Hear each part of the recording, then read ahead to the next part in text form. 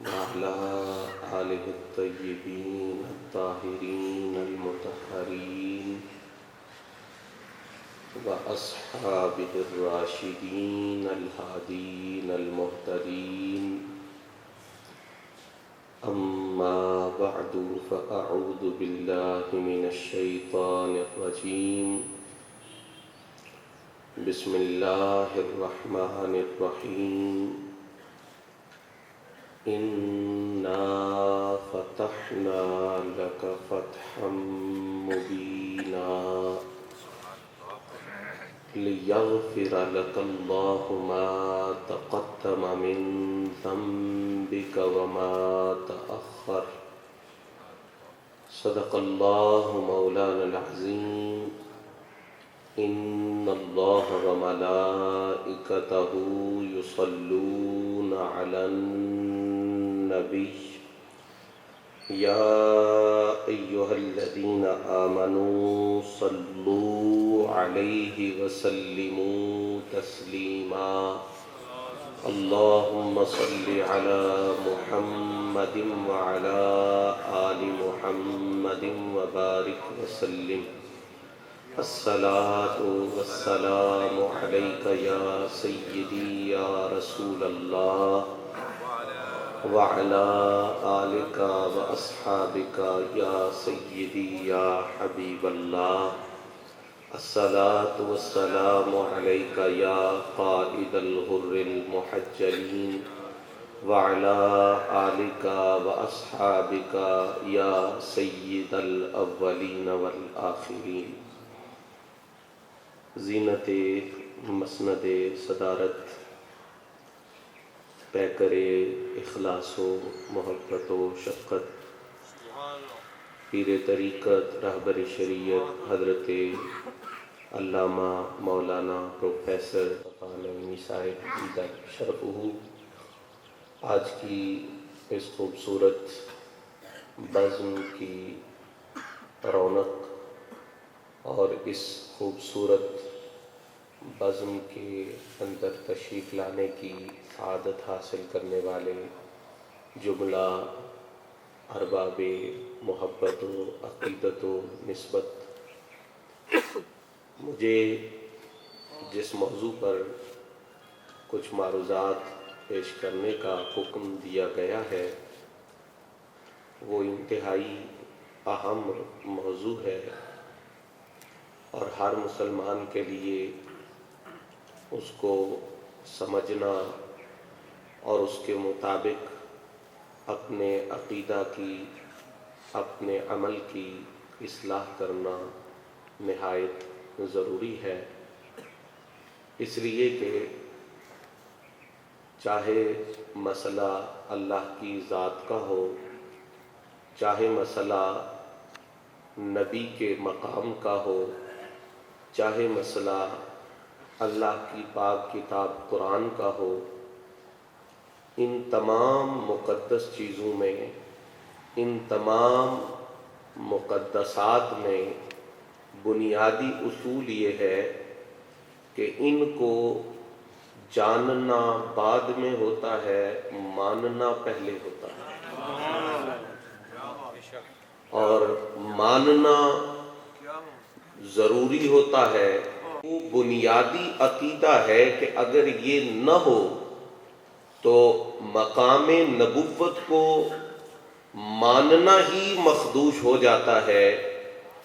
نبی کو نبی مانا ہی اس وقت جاتا ہے. نبی کو نبی ماننے کا معنی یہ ہے کہ جب نبی کو اس کی ہر عظمت اور شان کے ساتھ مانا جائے.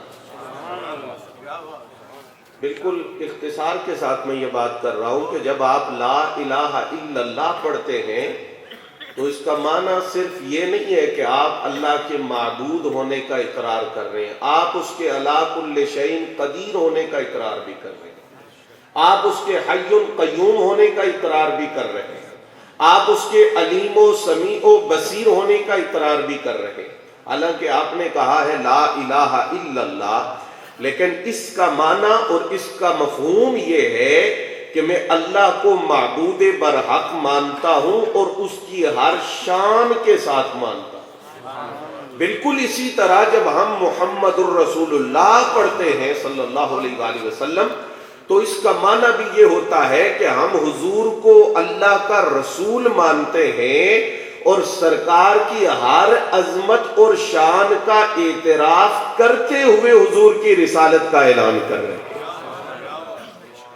تو میں چلوں گا کہ عصمت کا لغوی معنی ہے، حضور نبی کریم صلی اللہ علیہ وآلہ وسلم کے فرمان میں یہ لغوی معنی بیان کیا گیا ہے، تو کسی ڈکشنری کی بجائے میں حضور کے فرمان کا حوالہ دیتا ہوں، یہ سب سے بہتر ہے۔ آپ نے فرمایا المعصوم من عصمہ اللہ، معصوم وہ ہوتا ہے جسے اللہ بچائے، جسے اللہ محفوظ رکھے، جس کی اللہ رب العزت حفاظت کرے۔ تو اس مقام پر معصوم کا لغوی معنی بیان کیا گیا ہے، عصمت کا لغوی معنی بیان کیا گیا ہے، اور وہ ہے بچانا۔ اور جب ہم اصطلاحی اور شرعی طور پر اس کا معنی دیکھتے ہیں تو وہ یہ ہے، ہمارے کتب عقائد کے اندر یہ موجود ہے، وہ یہ ہے کہ طاقت کے باوجود، قدرت کے باوجود، طاقت کے باوجود، قدرت کے باوجود اللہ کا کسی ہستی کو گناہوں سے محفوظ رکھنا۔ اس کی میں بالکل سادہ سی وضاحت کروں کہ ایک شخص جو بہرا ہو، جو سن ہی نہیں سکتا، اگر وہ یہ لکھ کر آپ کو دے کہ میں نے ساری زندگی غیبت نہیں سنی، میں نے ساری زندگی چغلی نہیں سنی، میں نے ساری زندگی جھوٹ نہیں سنا، تو یہ کوئی کمال نہیں ہے۔ اگر کوئی شخص سننے والا ہو، قوت سماعت اللہ نے اسے دی ہو، اور وہ کہے کہ میں نے ساری زندگی جھوٹ نہیں سنا، چغلی نہیں سنی، غیبت نہیں سنی، یہ کمال ہے کہ وہ سن سکتا تھا مگر اس نے اپنے آپ کو بچا کے رکھا۔ ایک بندہ بول نہیں سکتا، گنگا ہے، وہ کہے میں نے کبھی جھوٹ نہیں بولا، میں نے کبھی چغلی نہیں کی، میں نے کبھی کسی کو گالی نہیں دی، میں نے غیبت نہیں کی، یہ کمال نہیں ہے۔ کمال یہ ہے کہ بول سکتا ہو اور کہے کہ میں نے کبھی جھوٹ نہیں بولا، میں نے کبھی غیبت نہیں کی، میں نے کبھی کسی کو گالی نہیں دی۔ نبی کی عصمت کا مطلب یہ ہے، نبی کے معصوم ہونے کا مطلب یہ ہے کہ قدرت اور طاقت کے باوجود اللہ اسے اپنی حفاظت کے ذریعے اس مقام پہ فائز کرتا ہے کہ نبی قدرت اور طاقت کے باوجود اللہ کی حفاظت سے ہر قسم کے گناہ سے دور ہوتا ہے۔ یہ ہے نبی کی عصمت کا مطلب اور نبی کی عصمت کا معنی۔ حضرات محترم، نبی کیوں معصوم ہو سکتا ہے؟ نبی سے کیوں گناہ نہیں ہو سکتا؟ اس کو سمجھنے کے لیے میں بنیادی طور پر یہ بات عرض کروں گا کہ بندہ جو کچھ بھی کرتا ہے، انسان جو کچھ بھی کرتا ہے، اگر آپ اس کو مختصر بیان کرنا چاہیں کہ انسان کیا کچھ کر سکتا ہے، کیا کچھ کرتا ہے، تو وہ دو چیزیں ہیں۔ ایک ہے انسان کا قول اور دوسرا ہے انسان کا عملی فعل۔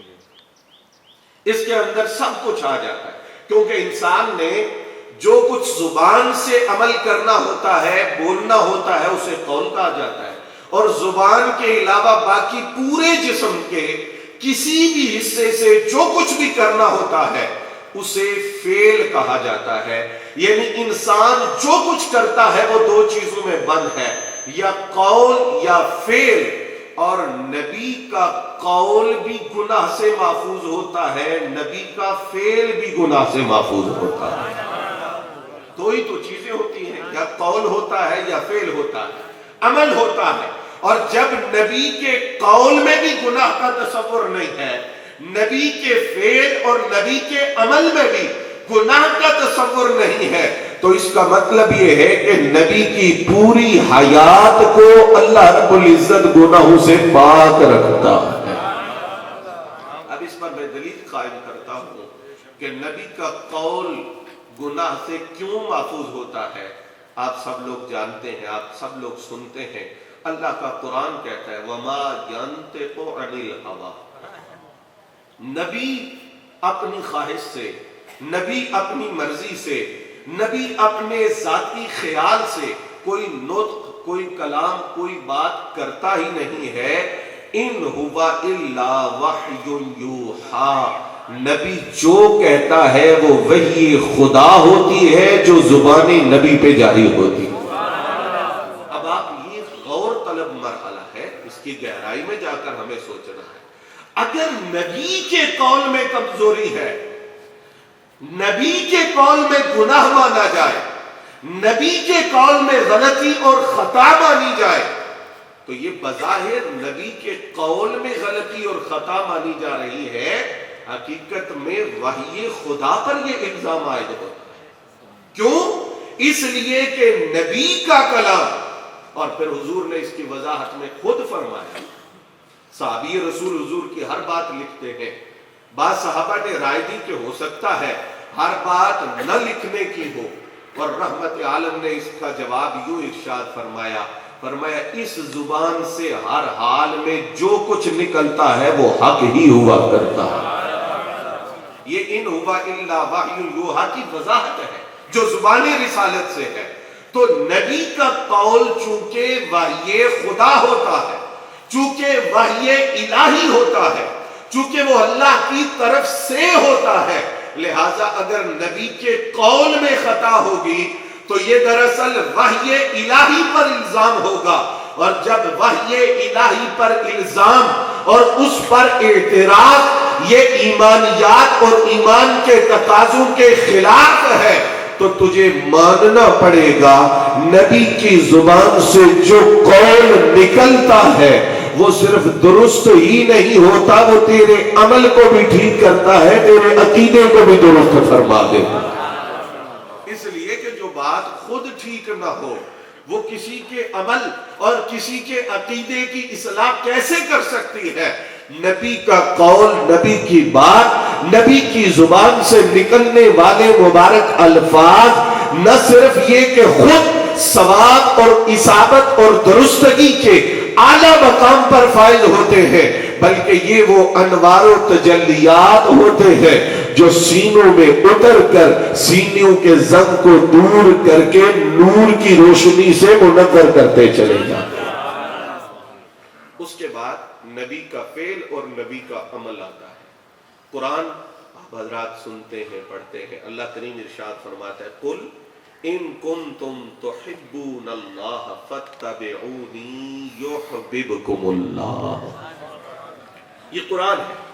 اللہ کریم ارشاد فرماتا ہے، محبوب مکرم یہ جو زبانی کلامی میری محبت کے نعرے لگاتے ہیں، یہود چونکہ اس کا شان نزول اس حوالے سے ہے، یہ کہتے ہیں کہ ہم اللہ کے احبا بھی ہیں، ہم اللہ کے ابنا بھی ہیں.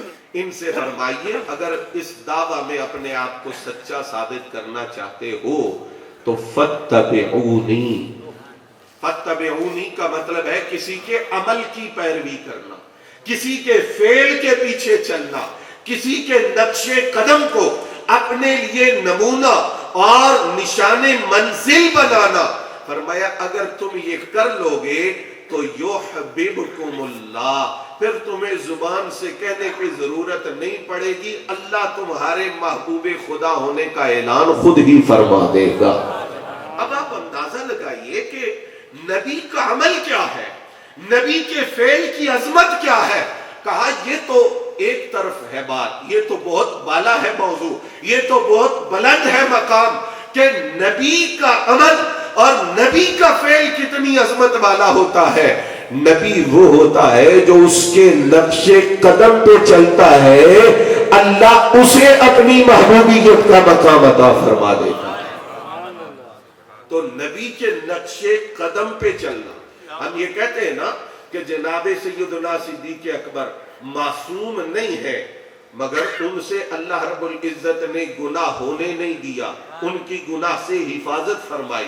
جناب فاروق اعظم، جناب عثمان غنی، جناب مولا علی، پنج تن پاک حضور نبی کریم صلی اللہ علیہ وآلہ وسلم کے قرب اور صحبت کا فیضان اٹھانے والے یہ مخصوص افراد، ہم کہتے ہیں یہ معصوم نہیں مگر محفوظ ہیں. اس کا مطلب تو یہ ہے کہ وہ گناہ نہیں کرتے، ان سے گناہ تمہیں نہیں ملے گا. لیکن سوال یہ ہے کہ ایسا ہوا کیوں؟ اس کی بنیاد کیا ہے، اس کا سبب کیا ہے؟ تو بھائی حضرت صدیق اکبر یا عمر فاروق یا عثمان غنی یا مولا علی یا سیدہ کائنات یا حسن مجتبی یا جناب امام حسین یا یہ مخصوص اور مطلوب اور اللہ کے محبوب کے مقربین کی جماعت گناہوں سے دور کیوں ہے؟ اس کی بنیادی وجہ اور سبب یہ ہے کہ یہ جو کرتے ہیں حضور کے نقش قدم پہ چلتے ہوئے کرتے ہیں۔ اب میں یہ پوچھتا ہوں کہ جن کے نقش قدم پہ چلنے والے گناہ سے محفوظ رہے، اس نقش قدم کی عصمت اور عظمت کا عالم کیا ہو؟ تو چونکہ نبی کا عمل اور نبی کا فعل وہ ہے جس کی اتباع کی، اور اکبر صاحب نے جو بات کی کہ جو بھی بات ہوتی ہے وہ حضور کی عظمت اور حضور کی شان سے ریلیٹ ہوتی ہے، اس حوالے سے میں جو بات کر رہا ہوں اور جس کی طرف آپ کی توجہ دلا رہا ہوں، قرآن میں اللہ کریم فرماتا ہے فَبِهُدَاهُ مُقْتَدِي، کہ جو اے میرے محبوب بنیادی طور پر حضور کو حکم ہے، پھر آپ کے ذریعے آپ کی امت کو بھی یہ حکم پہنچتا ہے کہ اے میرے محبوب آپ سے پہلے جو نبی گزر چکے ہیں، آپ سے پہلے جو انبیاء گزر چکے ہیں، آپ ان کے راہ کو، آپ ان کے طریقہ کو، آپ ان کی سنت کو جاری رکھیے، اللہ کے کچھ فروعات کے اندر پہلی چیزوں کو ختم کر دیا گیا، لیکن اصول اور بنیاد اور اعتقادیات کے اندر جو طریقہ ان انبیاء کا ہے اس طریقے کو حضور کے طریقے میں جاری رکھا گیا ہے۔ اس کے اندر نقطہ یہ بیان کیا جاتا ہے کہ اللہ نے جتنے کمالات سب انبیاء کو عطا فرمائے ہیں، فَبِهُدَاهُ مُقْتَدِي کا مطلب یہ ہے کہ وہ سارے کمالات یکجا ہو کر تمہیں حضور نبی کریم کی ذات میں دکھائی دیں۔ لیکن اس سے یہ بات بھی سمجھ آتی ہے، دیکھیں نا، اگر آپ کو کوئی پوچھے کہ جی عالم کی عظمت کیا ہوتی ہے، عالم کا مقام کیا ہوتا ہے، عالم کی شان کیا ہوتی ہے، تو آپ ایک لمحہ سوچیں گے اور سوچ کر سب سے پہلے آپ کا ذہن جائے گا اس عالم کی طرف جس کو آپ جانتے ہیں، جس سے آپ کا تعلق ہے، جس سے آپ ملے ہیں، جس سے آپ پڑھے ہیں، جس سے آپ نے کچھ سنا ہے۔ آپ اس کو دیکھ کر پوری دنیا کے علماء کے بارے میں رائے دے دیں گے۔ بھئی 1,24,000 کم و بیش انبیاء کو ہم نے دیکھا نہیں ہے، ہم نے ان کی زیارت نہیں کی، ہم نے ان کی تعلیمات کو کما حقہ پڑھا سنا نہیں ہے، مگر ہم ان کی عظمت کا اندازہ لگاتے ہیں تو اپنے محبوب کو دیکھ کر لگاتے ہیں۔ آج 14 صدیاں گزر گئی ہیں، کتنے لوگ آئے، ایک نے کہا میں نبی ہوں، ایک نے کہا میں نبی ہوں، ایک نے کہا میں نبی ہوں، ہم نے کسی نبی کو نہیں مانا، اور حضور نبی اکرم صلی اللہ علیہ وآلہ وسلم سے پہلے جتنے نبی آئے ہیں ہم نے سب سچے نبیوں کو مانا ہے، ان کو نہیں مان رہے جو بعد میں دعوی نبوت کر رہے ہیں، پہلے جتنے آئے سب کو مانتے ہیں۔ وجہ کیا ہے؟ ہم مقام نبوت کو دیکھتے ہیں تو سرکار کی ذات اقدس کے ذریعہ سے دیکھتے ہیں، ہم مقام نبوت کی عظمت کا اندازہ لگاتے ہیں، اور ہم یہ سمجھتے ہیں کہ نبی کیسا ہوتا ہے تو رسول پاک کی ذات کو دیکھ کر سمجھتے ہیں۔ اس سے میں یہ کہنا چاہتا ہوں کہ جتنے دلائل حضور کی عصمت پر دیے جائیں گے، جہاں ان دلائل سے حضور کی عصمت کا عقیدہ واضح ہوگا، وہاں سرکار کی نسبت کی برکت سے سارے نبیوں کی عصمت کا عقیدہ واضح ہوتا چلا۔ دوسری بات، پہلی بات میں نے یاد رکھی کہ یا قول ہوتا ہے یا فعل ہوتا ہے، دو ہی چیزیں ہوتی ہیں جو بندہ کر سکتا ہے، اور نبی کا قول بھی گناہ سے دور ہے، خطا سے دور ہے، اور نبی کا فعل بھی، نبی کا عمل بھی گناہ اور خطا سے محفوظ ہے۔ اور ان دو چیزوں کی حفاظت سے ہمیں یہ سمجھ آتا ہے کہ نبی جو کچھ کرتا ہے مقام عصمت پہ فائز ہو کر سر انجام دیتا ہے۔ دوسری بات، دو چیزیں ہیں نبی کے مقام میں اور نبی کی شان میں، ایک تشریح اور ایک تشریع، پہلا ہا کے ساتھ دوسرا عین کے ساتھ۔ نبی دو کام کرتا ہے، ایک تشریح اور ایک تشریع۔ تشریح کا مطلب یہ ہے کہ نبی بتاتا ہے کہ اللہ کا قرآن، اللہ کی وحی، اللہ کا کلام تم سے کیا ارشاد فرما رہا ہے۔ اشارہ ہے حضرت سیدنا فاروق اعظم نے 12 یا 14 برس حضور سے سورہ بقرہ سیکھی۔ یہ کیا ہے؟ یہ تشریح ہے، تشریح، شرح، جس کو قرآن میں اللہ نے منصب نبوت کے طور پر بیان کیا۔ اور دوسرا نبی کرتا ہے تشریع۔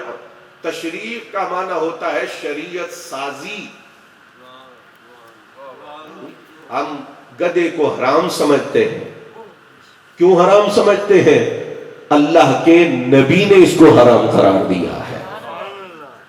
قرآن کہتا ہے کہ نبی پاکیزہ چیزیں حلال کرتا ہے، پلید چیزیں تمہارے لیے حرام کرتا ہے۔ حضور نبی اکرم صلی اللہ علیہ وآلہ وسلم کی بارگاہ میں سوال ہوا کہ سرکار یہ جو حج کا حکم آیا ہے، کیا زندگی میں ایک بار کر لیں تو کافی ہے یا ہر سال حج کرنا ضروری ہے؟ میرے کریم نے 3 بار کی خاموشی کے بعد ارشاد فرمایا، اگر میں کہہ دیتا نا کہ ہر سال حج لازم ہے تو ہو جاتا۔ یہ تشریح ہے، یعنی نبی شریعت بناتا ہے، نبی شریعت سازی کرتا ہے، نبی کی بات شریعت کا قانون اور ثابتہ ہوتا ہے۔ بابا نبی تشریح کرتا ہے یا تشریع کرتا ہے؟ اب اگر کہو کہ نبی غلطی کر سکتا ہے، نبی خطا کر سکتا ہے، نبی سے گناہ ہو سکتا ہے، تو پھر اس کا معنی یہ ہوگا یا تشریح میں خطا ہوگی یا تشریع میں خطا ہوگی۔ دوسرے لفظوں میں اس کا مطلب یہ ہے کہ اگر نبی کے حوالے سے خطا کو ممکن جانا جائے تو پوری شریعت کی بنیاد مخدوش ہو کر رہ جاتی ہے، شریعت سے اعتماد اٹھ جاتا ہے، شریعت پر اعتماد باقی نہیں رہتا۔ صبح قیامت تک شریعت پر اعتماد کی ایک ہی صورت ہے، تم کہو نبی کی تشریح کو بھی اللہ نے خطا سے محفوظ رکھا ہے، نبی کی تشریح کو بھی اللہ نے خطا سے محفوظ رکھا۔ اور تیسری بات میں عرض کروں گا، جو میں نے آیت مبارکہ زینت عنوان بنائی، اللہ فرماتا ہے اِنَّا فَتَحْنَا لَكَ فَتْحًا مُبِينًا۔ یہ فتح مکہ کے حوالے سے قبل از وقت اللہ نے خوشخبری دی ایک شان نزول کے مطابق۔ اس کے بعد فرمایا لِيَغْفِرَ لَكَ اللَّهُ مَا تَقَدَّمَ مِن ذَنبِكَ وَمَا تَأَخَّرَ۔ فرمایا تاکہ اللہ بخش دے لکا، یہاں پر اعلیٰ حضرت بریلوی رحمہ اللہ تعالیٰ نے بھی لام سببیت کا بنایا ہے۔ اس کا معنی یہ ہے کہ اللہ رب العزت بخش دے آپ کے سبب، اللہ رب العزت بخش دے آپ کے سبب، آپ کی وجہ سے، آپ کے وسیلہ سے، آپ کے توسل سے، ما تقدم من ذنبک وما تأخر۔ اب انتہائی توجہ طلب مرحلہ ہے یہ آیت مبارکہ جو ہے، اس کے حوالے سے ہمارے ہم متداول جو تفسیر ہے، جو ہر مدرسے میں پڑھائی جاتی ہے، داخل نصاب ہے، اور ہم اس کو بڑی مستند تفسیر گردانتے ہیں، اس کا نام ہے تفسیر جلالین شریف۔ امام جلال الدین محلی اور امام جلال الدین سیوطی رحمہ اللہ تعالی، ان دونوں کی 15 سپارے کے اندر ہے، اور آگے چل پڑتے انہوں نے کہا نہیں، وَهُوَ مُؤَوَّلٌ، یہاں ضم کا لفظ آیا ہے مگر ہم نبی کے حوالہ سے ضم کسی معنی کے اعتبار سے بھی جو گناہ کے ساتھ تعلق رکھتا ہو، جو خطا کے ساتھ تعلق رکھتا ہو، جو غلطی کے ساتھ تعلق رکھتا ہو، استعمال نہیں کریں گے۔ وجہ کیا ہے؟ فرماتے لِعِصْمَةِ الْأَنْبِيَاءِ عَلَيْهِمُ السَّلَامِ، اس لیے کہ ضم ظاہری معنی کے لحاظ سے عصمت کے منافی ہے، اور اللہ کا نبی جو ہوتا ہے وہ معصوم ہوتا ہے۔ اگلی بات یہ ہے، فرمایا بِالدَّلِيلِ الْعَقْلِيِّ الْقَاطِعِ مِنَ الذَّنبِ، کہا یہ وہ بات ہے، نبی کی عصمت کا وہ عقیدہ ہے جو دلیل عقلی، دلیل قطعی سے ثابت ہے جس کا رد نہیں ہو سکتا، اور وہ دلیل عقلی اور دلیل قطعی کیا ہے؟ صحابہ کرام رضوان اللہ تعالی علیہم اجمعین صبح دیکھو، شام دیکھو، دوپہر دیکھو، کوئی وقت انہیں میسر آ جاتا تھا ایون کہ نماز کی حالت میں ان تعبد اللہ کأنک تراہ، یہی حکم ہے نا، اور اس حکم پر حضور کے بعد سرکار کے صحابہ سے بڑھ کر عمل کون کرے گا؟ عبادت الہی یوں کرو جیسے کہ تم اللہ کو دیکھ رہے ہو۔ لیکن صحابہ کرام یہ ریکارڈ پہ موجود ہے، بحث ہوئی صحابہ کرام کے دو گروہوں کے درمیان کہ کیا ظہر کی نماز میں قرات ہوتی ہے نہیں، امام پڑھتا ہے یا نہیں؟ تو صحابہ کرام کے ایک گروہ نے کہا حضور کو پڑھتے ہوئے نہیں سنا تو اس کا مطلب امام قرات نہیں کرتا، لیکن جو اگلی صف میں کھڑے ہونے والے خوش نصیب صحابہ تھے انہوں نے کہا ہم نے ریش مبارک کو ہلتے ہوئے دیکھا۔ تم کیا دیکھ رہے ہو؟ یہ تو نماز ہے، یہ تو اللہ کی بارگاہ کی حضوری ہے۔ تو صحابہ جواب یہ دیتے ہیں نماز تو ایک عبادت ہے، ہماری ہر عبادت کا مرکز رحمت عالم کی ادائیں ہوتی ہے، حضور کو تکنا ہوتا ہے، حضور کے عمل کو دیکھ کر اس کی پیروی اور اس کی اتباع ہوتی ہے۔ اب وہ دلیل عقلی جس کی طرف صاحب جلالین نے اشارہ کیا وہ کیا ہے؟ فرمایا وہ یہ ہے کہ نبی کے ہر عمل کو دیکھ کر اس پر عمل کرنا نیکی ہے، ثواب ہے، اجر کا ذریعہ ہے۔ اگر نبی کے عمل میں خطا ہوگی تو پھر خطا کی پیروی تم پر لازم ہوگی، اور یہ ہو نہیں سکتا۔ اس کا مطلب یہ ہے کہ اللہ نبی کے عمل کو بناتا ہی ایسے ہے کہ تو اس کے پیچھے چلتا جا، رب تیرے نامہ اعمال میں نیکیاں لکھنے کا اپنے فرشتوں کو حکم عطا فرما۔ تو اب آپ اس بات کو سمجھ گئے ہیں کہ نبی کے عمل میں اگر غلطی ہوگی، اگر گناہ ہوگا، اگر خطا ہوگی تو جو پیچھے چلنے والا ہے وہ خطا کرے گا، وہ گناہ کرے گا، وہ غلطی کرے گا، اور نبی کی اتباع فرض ہے۔ نتیجہ یہ ہوا کہ پھر گناہ کرنا تم پہ فرض ہوگا، اور اللہ تو کبھی بندوں کو گناہ کا حکم بھی نہیں دے سکتا۔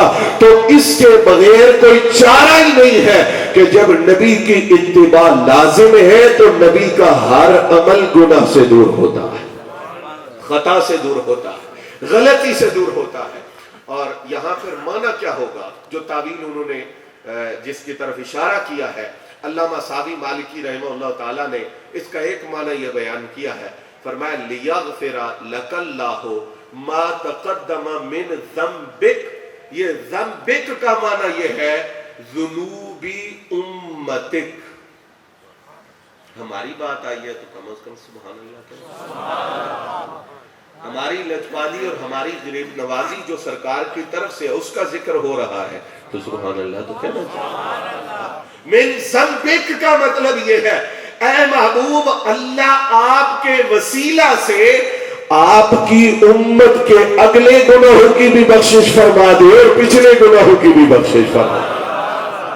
کہا یہاں حضور رحمت عالم صلی اللہ علیہ وآلہ وسلم کی ذات اقدس کے حوالہ سے ذنب کی بات نہیں ہو رہی۔ اب سوال یہ ہوگا کہ اچھا تو پھر اللہ سیدھا فرما دیتا کہ آپ کی امت کے گناہ بخش دے، آپ کی امت کے گناہگاروں کے گناہ بخش دے، آپ کی امت کے سیاہکاروں کے گناہ بخش دے۔ یہ بات میری طرف سے ہے۔ تو اللہ نے ذنبک کہہ کے حضور کی طرف کاف کی نسبت کر کے کاف ضمیر لا کے پھر یہ امت کے گناہوں کی بخشنے کی بات کیوں ارشاد فرمائی؟ فرمایا تاکہ صبح قیامت تک آنے والے امتیوں کو پتہ چل جائے، تم کہیں کسی خوش فہمی میں نہ آنا، یہ جو تمہیں بخشش کی خیرات مل رہی ہے نسبت مصطفیٰ کی وجہ سے مل رہی ہے۔ تم اپنے مقدر اور قسمت پہ ناز کرو کہ اللہ نے گناہ تمہارے بخشے ہیں نسبت مدینے والے آئے۔ اور دوسرا معنی کیا کیا ہے؟ اب یہ ہر جگہ پر عجیب بات ہے، یہ دوغلا پن ہے کہ ہر جگہ پر لوگ یہ کرتے ہیں جی ترجمہ فلاں آیت کا ڈکشنری میں فلاں لکھا ہے، ڈکشنری اٹھائے، اعلیٰ حضرت کو پڑھنے کی کیا ضرورت ہے، امام سیوطی کو پڑھنے کی کیا ضرورت ہے، ساوی کو پڑھنے کی کیا ضرورت ہے، ابن جریر کو ڈکشنری اٹھائے. تو چلو یہاں ڈکشنری اٹھاؤ اور اٹھا کر ضم کا معنی دیکھو اور غفرہ کا معنی دیکھو. یہاں ڈکشنری کیوں نہیں چلتی؟ ضم کا معنی جو ہے اس پر امام راغب اصفہانی نے خوبصورت لغوی بحث فرمائی ہے، جس کے اندر انہوں نے ضم اور ذنب کو قریب قرار دے کر انہوں نے کہا کہ ضم کا معنی کسی کے پیچھے چلنا ہوتا ہے، اس لیے ذنب کا معنی تم ہوتا ہے، پچھلی جانب اور پچھلی سمت کو ضم کے ساتھ تعبیر کیا جاتا ہے. لیکن میں اختصار کے ساتھ جو معنی یہاں پر مفسرین نے بیان کیا ہے اس کی طرف اشارہ کروں گا. وہ یہ ہے، وہ کہتے ہیں الغفر، غفر کا معنی الستر. یہ لغت ہے، یہ ڈکشنری ہے. غفر کا معنی الستر ہے، اور ستر کہتے ہیں پردے کو، ستر کہتے ہیں رکاوٹ کو، ستر کہتے ہیں چھپانے کو. کہا چھپانا دو طرح کا ہے، رکاوٹ دو طرح کی ہے، پردہ دو طرح کا ہے. ایک پردہ ہے گناہ کے درمیان اور بندے کے درمیان، ایک پردہ ہے گناہ کے درمیان اور اس کے عذاب کے درمیان. اب مین ذنبک کو حضور کے ساتھ بھی جوڑ سکتے ہو، حضور کی امت کے ساتھ بھی جوڑ سکتے ہو، نبی کے ساتھ بھی جوڑ سکتے ہو اور نبی کی امتیوں کے ساتھ بھی جوڑ سکتے ہو. مگر جب معنی ہوگا تو یہ ہوگا اللہ نے ایک رکاوٹ نبی اور گناہ کے درمیان رکھی ہے، ایک رکاوٹ گناہ اور اس کے عذاب کے درمیان رکھی ہے. پہلی رکاوٹ کا تعلق نبی کے ساتھ ہے، دوسری رکاوٹ کا تعلق امتی کے ساتھ ہے.